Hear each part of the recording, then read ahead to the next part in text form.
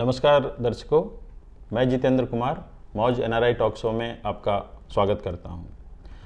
आज के इस शो में हमारे मेहमान एक ऐसे अप्रवासी भारतीय हैं जो पिछले 8 सालों से यूएई के एक प्रतिष्ठित स्कूल मयूर प्राइवेट स्कूल में हिंदी के टीचर हैं और सपरिवार अबू धाबी में रहते हैं।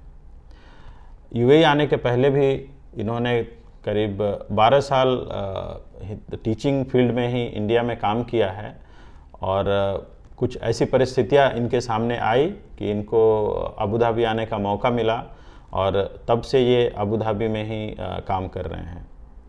तो चलिए बिना समय गवाए मैं आपको मिलवाता हूं श्री राजेंद्र द्विवेदी जी से और जानते हैं उनके इंडिया से यूएई तक के सफ़र के बारे में और बातें करते हैं यूएई के एजुकेशन सिस्टम के बारे में। राजेंद्र जी, मौज एनआरआई टॉक शो में आपका बहुत बहुत स्वागत है। धन्यवाद। मैं आपका बहुत ही आभारी हूं कि आप अपना कीमती समय निकाल कर इस शो में भाग ले रहे हैं। तो चलिए इस शो में हम अपनी बातों का सिलसिला शुरू करते हैं। तो राजेंद्र जी, क्या सबसे पहले आप हमारे दर्शकों को बताना चाहेंगे कि आप इंडिया में कहाँ से हैं और आपने कहाँ से शिक्षा प्राप्त की है? हाँ जरूर। सबसे पहले आपको धन्यवाद मुझे आमंत्रित करने के लिए। इंडिया में वास्तविक रूप से तो मैं मूलतः उत्तराखंड से बिलोंग करता हूँ, लेकिन दिल्ली में ही शिक्षा दीक्षा सब कुछ हुई है, वहीं पले बड़े हैं जी। तो दिल्ली में ही मेरी जो प्रारंभिक शिक्षा है वही हुई और उसके बाद आगे वाली शिक्षा के लिए मैं कई दूसरी जगहों पे भी गया हूँ।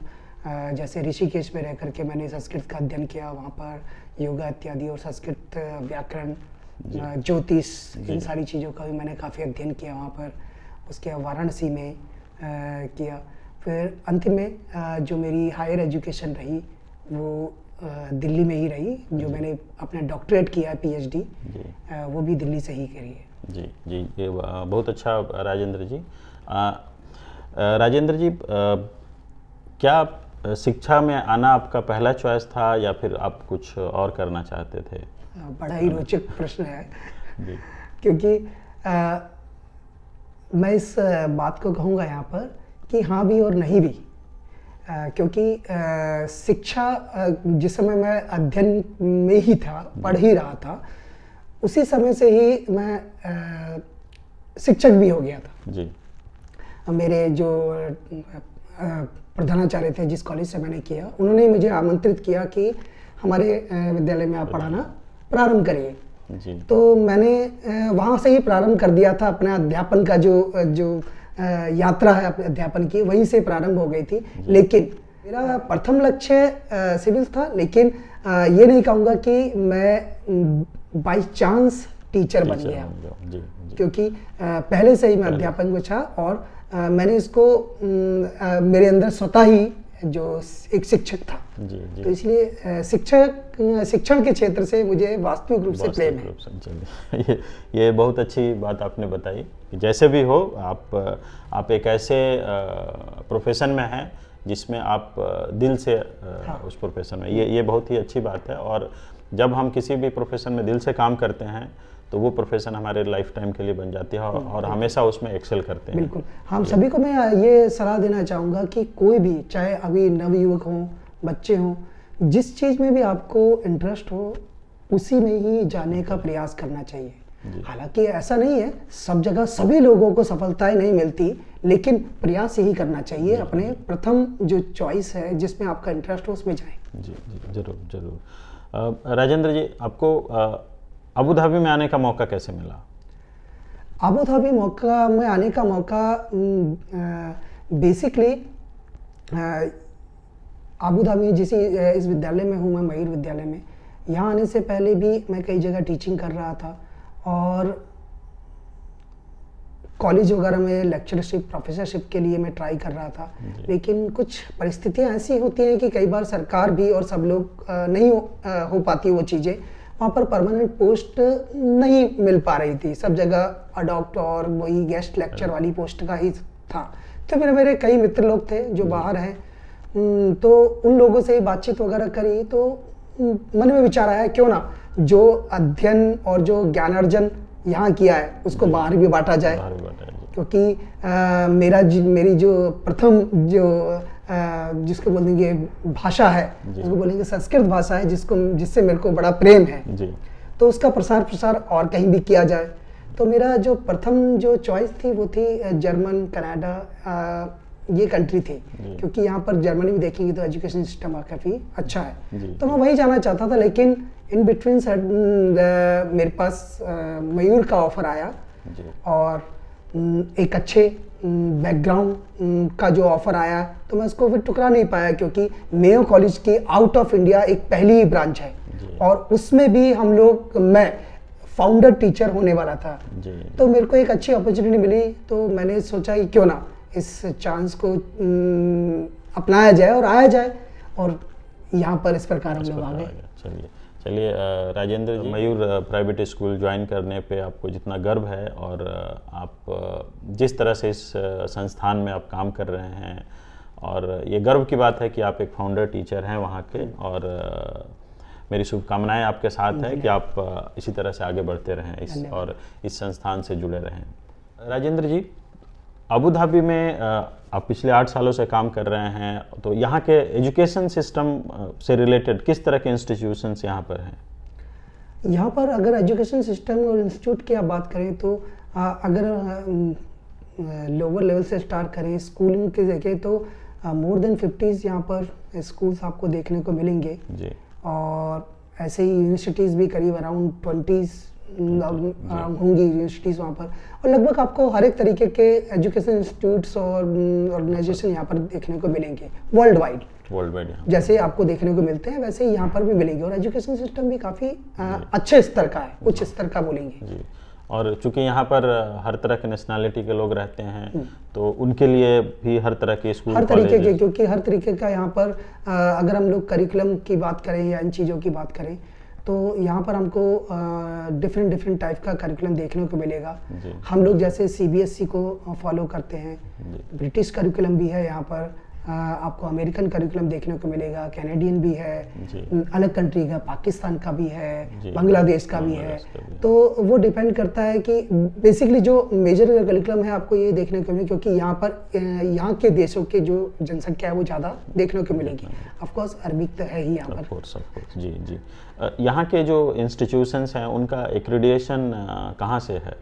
बेसिकली यहाँ पर जो एजुकेशन को जो कंट्रोल किया जाता है सभी देशों के अंदर, एजुकेशन को कंट्रोलिंग की एक व्यवस्था है। जैसे भारत में देखे तो UGC है जी। वो पूरा कंट्रोल करती है, उसके बाद बोर्ड्स आते हैं जी। तो यहाँ पर जो कंट्रोल करने वाली है मिनिस्ट्री ऑफ एजुकेशन जो है वो सबसे होलसेल इंचार्ज है। उसके बाद अलग अलग लेवल पे अलग अलग, जैसे स्कूलों को कंट्रोल करने के लिए एडक बनाया है, तो वो एडक जो है वो पूरे जितने भी स्कूल हैं वहाँ को उनको मॉनिटर करता है। इवन छोटी छोटी बातों को भी वो मॉनिटर करते हैं, बच्चों की अटेंडेंस से लेकर के, टीचर्स की अपॉइंटमेंट से लेकर के, सारी चीज़ों को, बेसिक चीज़ों को भी वो लोग बहुत अच्छे से मॉनिटर करते हैं। ये मेरे को बहुत अच्छा लगा यहाँ पर कि बहुत सब कुछ सिस्टमेटिक तरीके से है जी। ये सिस्टमेटिक तरीका आपको बहुत कम देशों में देखने को मिलेगा जी। ये यहाँ की एक खासियत है एजुकेशन डिपार्टमेंट की। चलिए ये बहुत अच्छी बात आपने बताई राजेंद्र जी।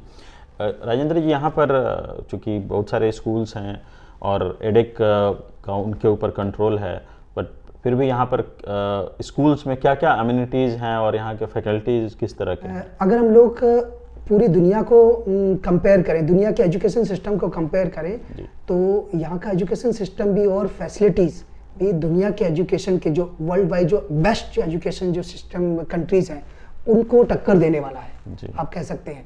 क्योंकि बच्चों के लिए जो सुविधाएं हैं, चाहे वो स्कूल के अंदर क्लासरूम हो, बेसिक चीज़ें हों क्लासरूम की, वो स्कूल बसेस हों, उनकी हेल्थ या किसी भी चीज़ से जो स्कूल के अंदर कोई भी चीज़ें हैं, प्लेग्राउंड से लेकर सारी चीज़ इतने अच्छे से यहाँ पर मॉनिटर की जाती है, वो आपको वर्ल्ड क्लास लेवल की देखने को मिलेंगी। हम ये नहीं बोलेंगे कि पैसे के कारण या किसी और चीज़ के कारण ये फैसिलिटी दी जा सकती है। फैसिलिटी को क्रिएट किया जाता है। जी। कैसे क्रिएट किया जा रहा है यहाँ पर हम लोग आकर के देख सकते हैं, क्योंकि हर एक बच्चा, चाहे वो छोटा हो चाहे बड़ा हो, स्पेशल है यहाँ पर। ये एक विशेष आपको देखने को मिलेगा, किसी भी चीज़ को निगलेक्ट नहीं किया जाता, नज़रअंदाज नहीं किया जाता। यहाँ पर एक ये विशेष बात है, चाहे वो कोई भी सिस्टम हो। अगर हम लोग स्कूल बस के ही देखेंगे तो स्कूल बस में भी जिस तरीके से बच्चों की एंट्री होती है और उनको मॉनिटर किया जाता है, उनका सिटिंग अरेंजमेंट होता है, वो सारी चीज़ें आपको एक स्पेसिफिक और बहुत अच्छे से केयरिंग वाली मिलेगी। आपको ये वर्ल्ड वाइड ही जो टॉप क्लास के जो स्कूल्स या मैनेजमेंट जो होता है वहीं देखने को मिलती है। ऐसी सुविधाएं आपको, सुविधाएं का मतलब मनी वाइज या जिसको बोलेंगे कि स्टार वाइज नहीं बोलेंगे, जी। उनको मॉनिटर करने जी, कि ये एक बहुत अच्छा यहाँ पर सिस्टम है कि सब चीज़ मॉनिटरिंग होती है। बच्चा जैसे ही स्कूल के अंदर आता है वो मॉनिटर होना स्टार्ट स्कूल के अंदर भी नहीं बोलेंगे, जैसे ही बस में इंटर होता है वैसे ही मॉनिटर होना स्टार्ट हो जाता है और जब तक वो घर पहुंचता है मॉनिटर रहता है जी। और ये सारी मॉनिटरिंग स्कूल के अलावा एजुकेशन डिपार्टमेंट के पास भी रहती है जी। अभी हाल ही में एक नई चीज़ भी प्रारंभ किया, आपने नोटिस किया हो तो नहीं, एजुकेशन डिपार्टमेंट ने बसेस के अंदर स्पेसिफिकली बसेस के अंदर और बाहर दोनों जगह और ज़्यादा कैमरे इंस्टॉल करे। हो रहे हैं। अगर कोई जरा सा भी कुछ इधर उधर होता है तो वो बिल्कुल मॉनिटर करते रहते हैं। तो ये मॉनिटरिंग बहुत अच्छी चीज़ है, क्योंकि बच्चे जो है ना वो फूल की तरह हैं। जी जी। उनको उसी तरीके से ट्रीट करना चाहिए। जी। राजेंद्र जी, यहाँ के स्कूल में फैकल्टीज़ किस तरह के हैं? टीचर्स जो हैं, आप मयूर प्राइवेट स्कूल में ही टीचर किस तरह के हैं वहाँ पर? देखिए, फैकल्टीज़ यहाँ पर बेसिकली ये भी डिपेंड करता है कि अलग अलग काम, अगर हम लोग अपने मयूर विद्यालय की बात करें, मयूर स्कूल की बात करें, तो यहाँ पर हमारे पास जरूरी, क्योंकि हम लोग CBSE करिकुलम को फॉलो कर रहे हैं, तो ये नहीं है कि सारे इंडियन टीचर ही हैं। हमारे पास और देशों के भी हमारे पास फैकल्टी है यहाँ पर, और साथ साथ और देशों के भी बच्चे पढ़ते हैं, केवल यही नहीं है, इवन हमारे पास पाकिस्तान के बच्चे भी हैं। तो ऐसा नहीं है कि CBSE फॉलो कर रहे हैं तो केवल इंडियन ही हो। तो फैकल्टीज़ भी बहुत अच्छी है, और फैकल्टीज़ की, क्योंकि पहले भी जो मैंने आपको बताया कि अपॉइंटमेंट जो भी होती है ना, उनकी मॉनिटरिंग कहीं ना कहीं डिपार्टमेंट के, एजुकेशन डिपार्टमेंट के थ्रू होती है, वो मॉनिटरिंग होती है। तो इसलिए फैकल्टी जो होती है ना, उनकी क्वालिटी आपको बहुत अच्छी मिलेगी, क्योंकि सारी मॉनिटरिंग करने के बाद फैकल्टीज़ असेंबल होती है। तो ये चीज़ हमको बहुत अच्छा लगा। जब मैं यहाँ पर आया था तो मुझे भी ऐसा माइंड में था कि हाँ, इंडियन एटमॉस्फेयर ही देखने को मिलेगा, लेकिन ऐसा नहीं है। तो हमको मेरे कई सारे अच्छे मित्र हैं जो दूसरी कंट्री के हैं, और हम लोग बहुत अच्छे से बातचीत करते हैं। जी जी जी जी। ये भी एक तरह का एडवांटेज कहें कि अबू धाबी में रहते हुए आप अलग अलग नेशनलिटी के लोगों के साथ काम कर रहे हैं, रह रहे हैं, सोशली हम लोग एक दूसरे से कनेक्ट हो रहे हैं। तो ये अपॉर्चुनिटी बहुत कम ही मिलती है। राजेंद्र जी, चूँकि आपने लगभग 20 साल इस टीचिंग फील्ड में अपना व्यतीत किया है, और आप पिछले 8 सालों से अबू धाबी में भी काम कर रहे हैं, और यहाँ पर जो भी सुविधाएं सब कुछ अच्छी हैं, बट कुछ ऐसे चीज़ें हैं, कुछ ऐसा सुधार आप अपने पर्सनल एक्सपीरियंस के बेसिस पर कुछ बताना चाहेंगे कि जिसमें हम यहाँ के एजुकेशन सिस्टम में कुछ सुधार किया जा सकता है? बेसिकली तो मैं यहाँ के लिए नहीं, पूरे सभी जगह जहाँ का मेरा एक्सपीरियंस है, इंडिया का है और यहाँ का है, दोनों जगह के एक्सपीरियंस के लिए मैं एक विशेष बात बोलना चाहूँगा कि टीचर्स जो है ना, उनको टीचिंग के लिए स्वतंत्र रहने देना चाहिए, क्योंकि शिक्षण एक ऐसा क्षेत्र है जहाँ पर इंस्टेंटली उसी समय जो थॉट्स है दिमाग के अंदर आते हैं, विचार आते हैं। कई बार हम लोग कोई चीज़ पढ़ा रहे हैं और लेसन में कुछ और प्लान करके गए हैं, लेकिन वहाँ पर जाकर के कुछ और चीज़ें आती हैं। तो अगर हमको उन दूसरी चीज़ों के ऊपर बांधा ना जाए, या एक्स्ट्रा कुछ अदर से जो वर्क ना दिया जाए, या एडमिनिस्ट्रेटिव वर्क, या कुछ ऐसे वर्क हैं जो, हालांकि ये नहीं कहूँगा कि मैं कि वो भी टीचिंग का पार्ट होते हैं जी लेकिन कई बार वो ओवरलोडेड हो जाते हैं। जी तो वो ओवरलोडेड ना होकर के एक टीचिंग का पार्ट तक तर रहे जी, तो उससे टीचिंग का जो स्तर होगा, शिक्षा का स्तर जो होगा, उसमें एक बहुत बड़ा जंप मिलेगा देखने को। और कहीं ना कहीं अगर इस एडमिनिस्ट्रेटिव वर्क से टीचर के अंदर कुछ निराशा होगी, हाँ हम लोग टीचिंग के अलावा कुछ और भी करें, तो वो निराशा भी दूर होगी और उत्साह के साथ टीचिंग होगी। तो एक यही एक पॉइंट, अदरवाइज एजुकेशन सिस्टम में टीचर की वैल्यू तो होती है और एक सब जगह हर एक जगह नया नया जो परिवर्तन है वो आ ही रहा है। भारत के अंदर देखेंगे तो नई एजुकेशन पॉलिसी आ रही है, वो परिवर्तन को लेके ही आ रही है। उसमें दोनों को ही फायदा होगा, टीचिंग लर्निंग में दोनों जगह फायदा होगा, बच्चों को भी और अध्यापन क्षेत्र में भी, और सभी जगह आगे फायदा होगा। तो हाँ, एक और चीज़ है कि अपडेट रहना चाहिए। जैसे पूरे संसार में सब जगह चल रहा है वैसे ही हम लोग भी चलते रहे, अपडेट रहे। हालांकि यहाँ पर वो सारे अपडेट्स आते रहते हैं। जी जी जी, ये एजुकेशन डिपार्टमेंट को हमारी तरफ से धन्यवाद है। जी जी।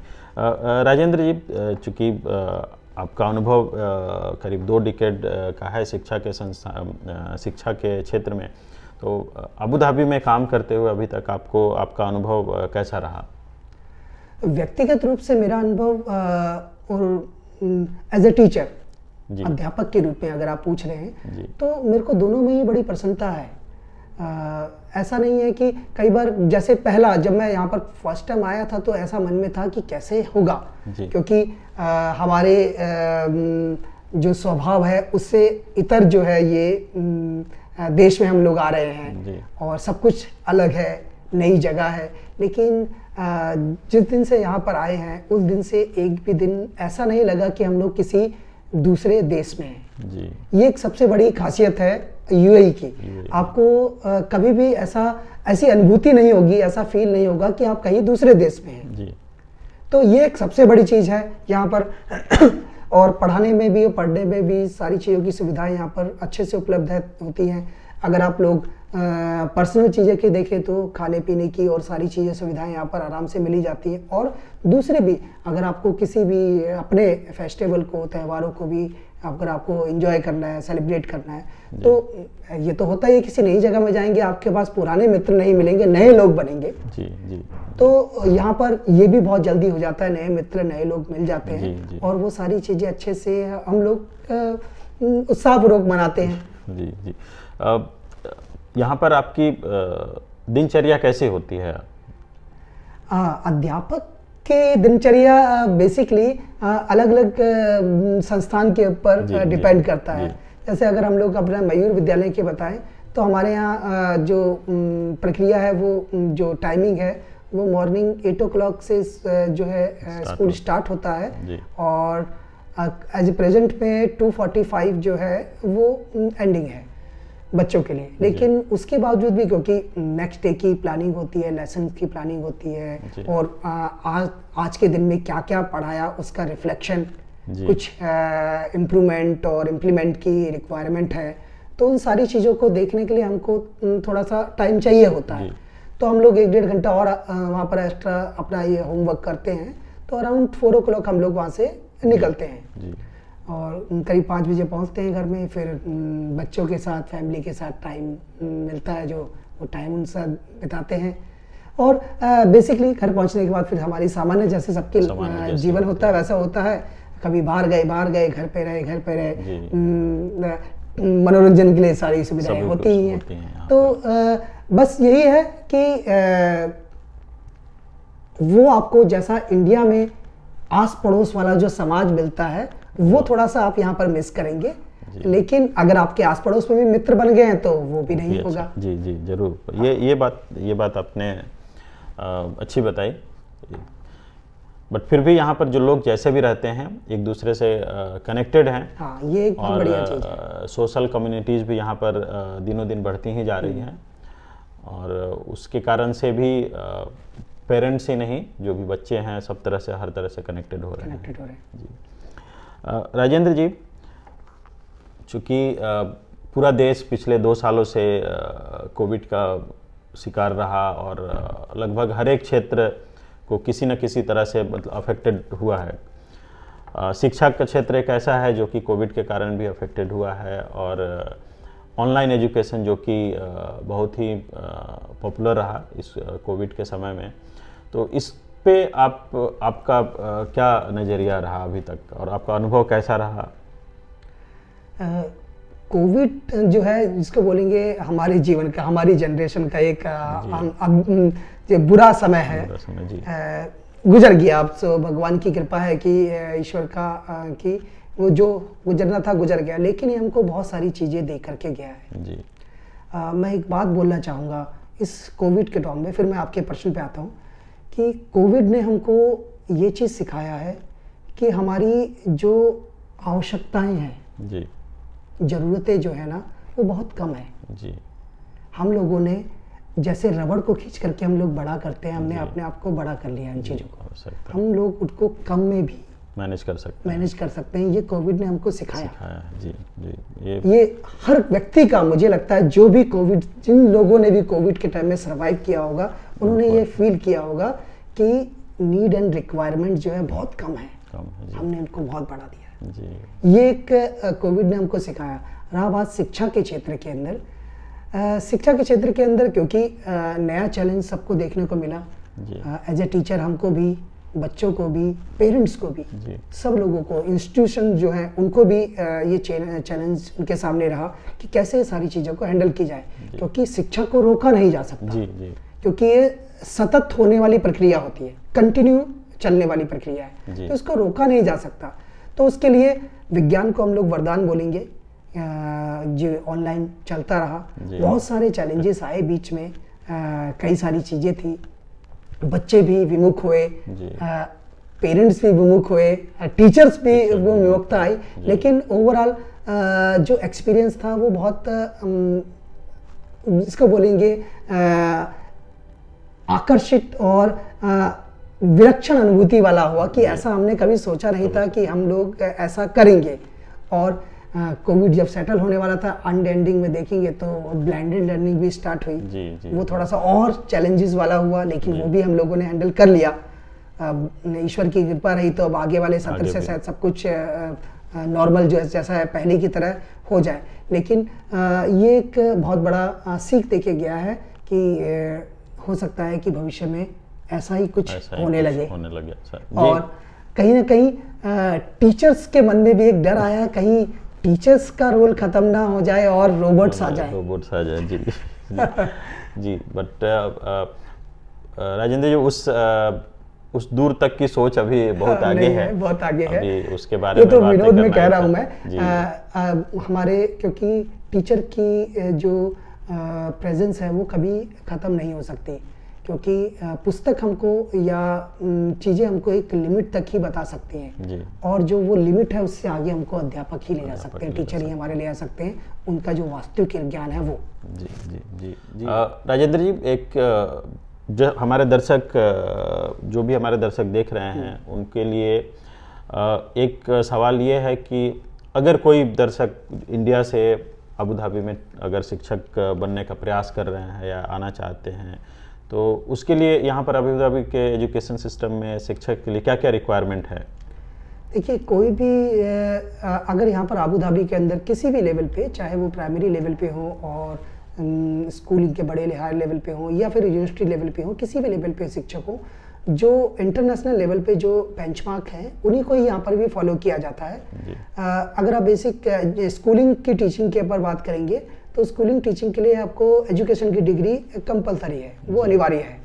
बिना एजुकेशन की डिग्री के आप यहाँ पर टीचिंग नहीं कर सकते, और वो भी आपकी अप्रूव जो है ऑथेंटिक जो यूनिवर्सिटी है वहीं से होनी चाहिए। सिंपल भाषा में अगर बताएं तो बीएड यहाँ पर बैचलर ऑफ एजुकेशन हो सकता है, डाइट भी हो सकता है, एनटीटी के कोर्स होते हैं वो जो प्राइमरी लेवल के लिए होते हैं, जो वो भी मान्य है यहाँ पर, क्योंकि लेकिन वो सारे गवर्नमेंट के अप्रूव्ड हो, मतलब अप्रूव यूनिवर्सिटी से हो, अप्रूव इंस्टीट्यूट। राजेंद्र जी, इतनी सारे हमने बातें की, अब एक मैं अंतिम सवाल जो अपने पर्सनल नीड पे कहिए या कुछ मैं आपसे करना चाहूँगा कि एक शिक्षक के तौर पे आप, चूँकि मैं भी एक पेरेंट हूँ, तो एक शिक्षक के तौर पे आप बच्चों और पेरेंट के लिए क्या एडवाइस देना चाहेंगे? एज ए शिक्षक टीचर, मेरी यही एडवाइस रहेगी कि आप बच्चों के साथ समय बिताइए।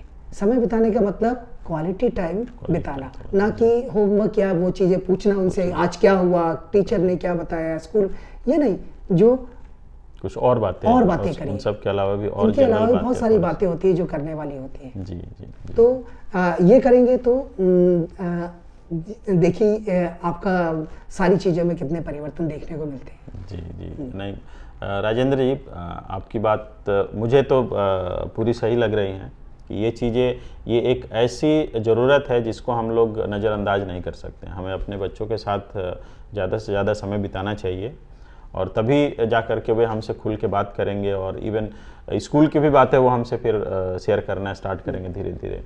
क्या हो रहा है स्कूल में, आपने जो भी बताया, जैसे भी बताया, एटलीस्ट वो बताना स्टार्ट करेंगे ये। तो जी हाँ दर्शकों, जैसा राजेंद्र जी ने बताया, एज ए शिक्षक बताया, और मैं एज ए पेरेंट मैं भी ये चीज़ों को महसूस करता हूँ कि हमें अपने बच्चों के साथ, चाहे वो कितने भी हमारी बिजी लाइफ ना हो, हमें अपने बच्चों के साथ कुछ क्वालिटी समय स्पेंड करना चाहिए, उनसे अपनी दिनचर्या के बारे में डिस्कशन करना चाहिए। राजेंद्र जी, आपका बहुत बहुत धन्यवाद मौज एनआरआई टॉक शो में शामिल होने के लिए, और अपने देश से विदेश तक के अनुभव को हमारे दर्शकों के साथ शेयर करने के लिए, और यूएई के एजुकेशन सिस्टम से बहुत ही महत्वपूर्ण जानकारियाँ प्रदान करने के लिए। धन्यवाद। आप सभी दर्शकों को भी धन्यवाद और शुभकामनाएं। मेरी जितनी भी बातें हैं, अगर आपको उनसे कुछ लाभ पहुंचे या जानकारी मिले, तो मेरा यहाँ पर आना सफल होगा। जी जी, धन्यवाद। धन्यवाद दर्शकों। आशा करता हूँ कि राजेंद्र जी द्वारा दी हुई जानकारियों से आपको किसी न किसी तरह से लाभ प्राप्त होगा। आप इसी तरह अपना प्यार और आशीर्वाद इस शो पे बनाए रखें, और इस वीडियो को ज़्यादा से ज़्यादा लाइक और शेयर करें ताकि ये किसी ज़रूरतमंद लोगों तक पहुंच सके। इसी के साथ मैं जितेंद्र कुमार आपसे विदा लेता हूं, और फिर मिलते हैं मौज एनआरआई टॉक शो के अगले एपिसोड में, और बातें करेंगे किसी अन्य अप्रवासी भारतीय से और किसी एक नए विषय पे। तब तक के लिए धन्यवाद।